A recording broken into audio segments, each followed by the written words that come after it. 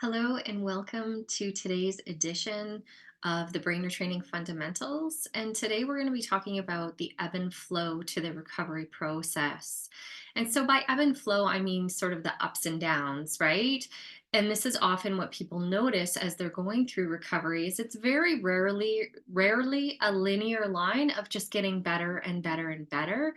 There's kind of ups and downs along the way, and the overall trajectory is still moving forward, but there's a bit of volatility in that progression.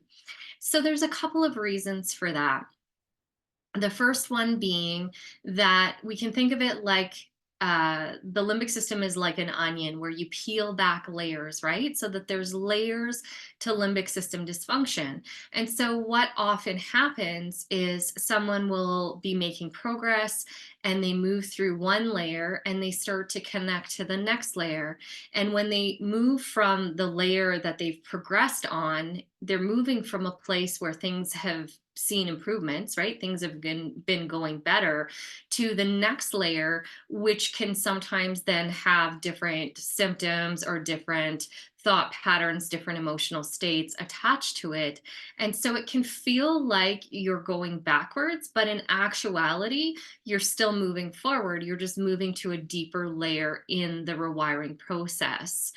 And this is why it's so important for us not to use symptoms as a gauge for recovery, and why we want to take our focus off of symptoms and onto, that forward focus notion of where we're headed, and onto using our tools and implementing our actions as a way of moving forward and knowing that the symptoms will shift in their own time.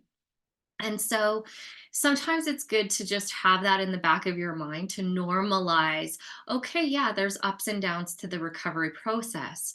The other aspect to those ups and downs that can sometimes happen is when we see stressors kind of coming into our life. So if you think about it, all stressors, regardless of whether they're health related or not, impact our limbic function. And so we might be going along really well, and then there's an extraneous stressor that comes in, and we see a little bit of upheaval in symptoms. Again, that's not uncommon to have as an experience. And it's just a sign that there's a little bit more stressors coming in right now. And so those old maladaptive pathways in your limbic system are a little bit more triggered right now, right? The stimulation is going to those pathways as a result of this additional stressor. And as that stressor clears, then we see forward momentum and improvement again. And again, just keeping in the back of your mind that just because there's a stressor happening and your system is in a little bit of upheaval does not mean that you've gone backwards. All of the progress that you've made and the foundation in the new neural pathways and the elevated neurochemistry that you've already worked on creating, it's not lost from that experience of having another stressor. It's just right now in this moment, it's overshadowed by the maladaptive pathways, right? By the limbic reactivity. And as we do our tools and we work to kind of settle that back down, then you see the new neural pathways coming back online a little bit more, and progress starts to happen again.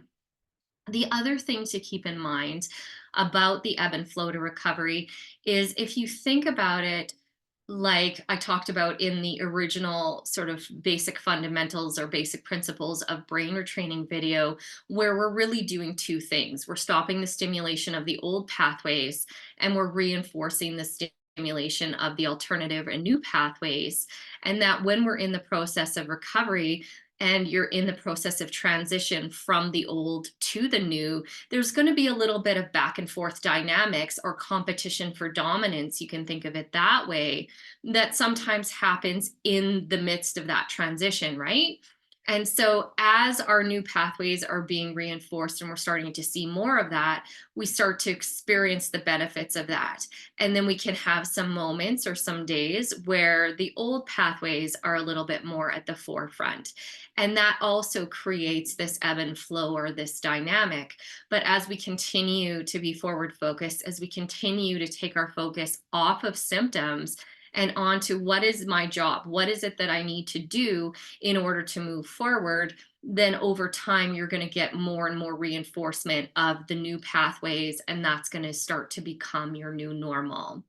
So I hope this clarifies for you about that up and down or ebb and flow and normalizes it because it is part of the process. And I hope that this helps you to stay out of the automatic negative thoughts or limbic system loops that sometimes comes up when we have these ups and downs or this volatility, so that you can keep your focus on where you're going and what's going to help you get there. Thank you for being here with me today, and I hope to see you again soon. Bye for now.